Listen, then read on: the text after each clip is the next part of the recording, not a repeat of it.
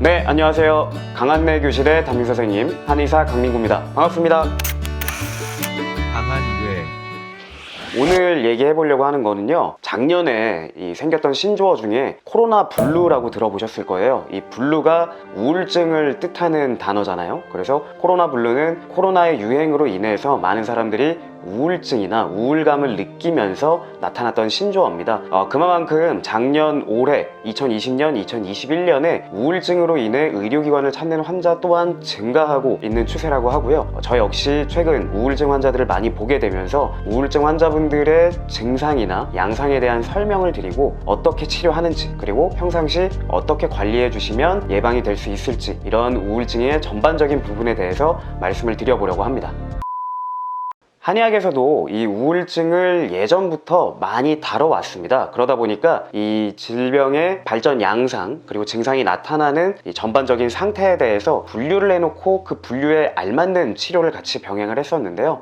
먼저 이 우울증을 임상적으로 보면 불안함을 동반하고 있는 분들이 계십니다. 그러니까 이제 내가 어떻게 될지 모른다, 나에게 불행한 미래가 닥칠 것 같다, 이런 식으로 이제 불안과 우울증을 같이 갖고 계시고요. 이러면서 이제 전반적으로 신경계가 예민해지고 쉽게 짜증이 나고, 그리고 쉽게 화가 나고, 이런 분들은 이제 한의학적으로는 열증의 상태, 기울과 화열이 같이 동반되어 나타나는 상태라고 보시면 되겠습니다. 이런 분들은 보통 불면을 같이 갖고 계신 경우가 많고요. 염증 반응이 쉽게 나타나기 때문에 입안이 헐거나 아니면 속이 안 좋거나 이런 증상들도 동반하는 경우들이 많습니다. 또한 요즘처럼 이제 더운 여름철에는 더위를 더 잘 느끼기도 하고요. 이렇게 밀폐된 환경이나 더운 환경 속에서 가슴이 답답하거나 이런 증상을 쉽게 느끼기도 합니다. 그리고 불안과 우울이 이렇게 번갈아 가면서 나타나는 거죠. 이런 상태가 이제 만성적으로 지속이 되면 무기력감을 훨씬 더 느끼게 되는 우울증의 경향이 더 강해지는 경우들이 많고요. 이런 상태에서는 우리가 이제 치료를 할 때 아까 화열, 기울 이런 말씀 드렸었잖아요. 치료에 있어서도 똑같습니다. 이 기울이라 함은 원래는 기혈이 원활하게 순환이 돼야 되는데 불안하거나 우울한 생각이 들면 기가 막힙니다. 실제로 사기울결이라고 해서요, 생각이 많으면 기가 막히게 된다는 게 이제 한의학적인 표현입니다. 그럼 이런 기가 막힌 상태를 풀어주는 치료를 해야 되잖아요. 기울을 치료하는 소간해울의 성약이 바로 시오라는 약재입니다. 시오 소간산, 소시오탕, 이런 이제 여러 가지 처방들 속에서 시오가 중요하게 활용이 되고 있는데, 실제로 이 시오 소간산 같은 경우에는 항우울제나 신경안정제만큼 혹은 그 이상의 치료 효과를 보이는 경우들도 많기 때문에 이 시오 소간산의 불안, 우울증에 대한 치료 효과를 담은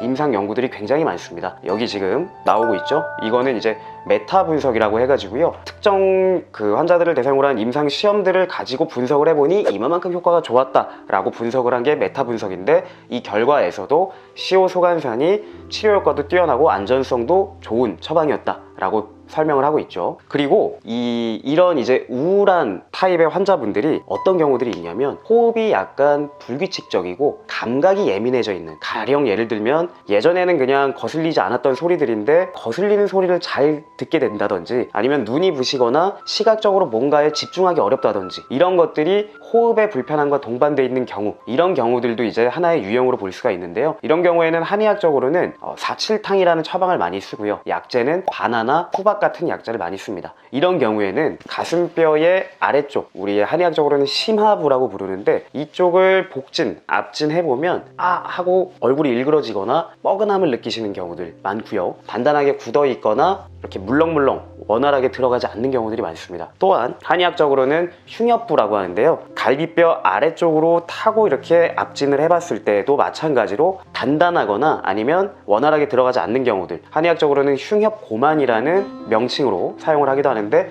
이런 증상을 나타내기도 합니다.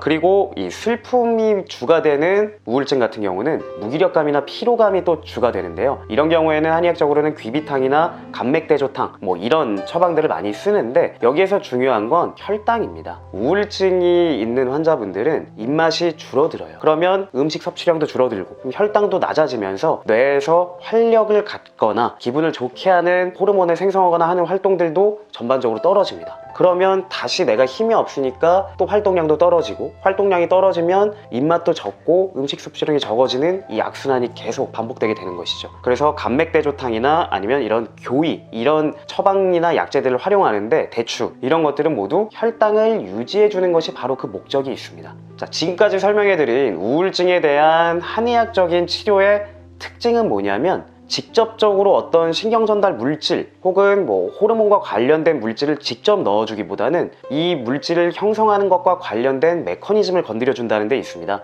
한의학적인 치료는 보다 단계적으로 한 단계 위를 컨택한다. 그리고 또 하나 이제 얘기가 많이 나오는 것이 장뇌축이라는 이론이 이 신경과학계에서는 최근에 화두입니다. 장뇌축은 뭐냐면, 장의 염증 상태가 뇌의 염증 상태에도 영향을 미칠 수 있다. 즉, 장 건강이 뇌 건강에도 영향을 미치고, 이것이 우울증이나 불안장애, 불면증과 같은 신경정신과적 증상에도 영향을 미칠 수 있다라는 이론이거든요. 그리고 이 이론은 여러 차례의 연구들을 통해서 여러 가지 방면으로 입증이 되고 있습니다. 그렇기 때문에 이 소화기 쪽 혹은 전신의 건강을 살피는 것이 뇌 건강, 그리고 뇌 질환, 신경정신과적 질환을 치료하는 데에도 포인트가 될 수 있다는 것이죠. 그러한 부분에서 한의학적인 접근법들이 왜 유효한가를 역으로 설명하고 있게 됩니다. 그렇기 때문에 어떤 분들은 생소하실 수도 있을 거예요. 아니, 우울증을 한의학적으로 치료한다는 게 어떻게 접근을 하는 거지? 라고 의아해하실 수도 있는데, 지금 설명드린 것처럼 한 단계 위의 메커니즘을 접근한다. 또 장뇌축 혹은 전신의 건강을 이용한